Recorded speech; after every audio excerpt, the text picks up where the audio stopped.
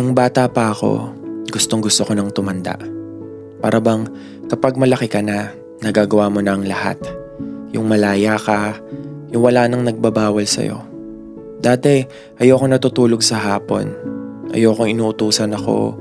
Ayoko magpahinga kasi gusto ko lang yung maglaro sa labas. Nung bata pa ako, sabi ko, sana matapos na ako sa pag-aaral. Ayoko nang gumawa ng assignment. Ayoko nang mag-review kapag may exam.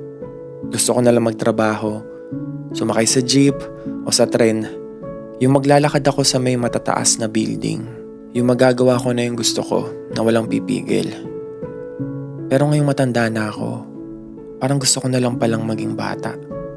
Yung walang problema, walang iniisip, yung walang obligasyon, yung papasok lang sa eskwelahan, tapos matutulog sa hapon para makapagpahinga. Yung kahit utusan akong bumili sa tindahan, hindi na ako magrereklamo pa.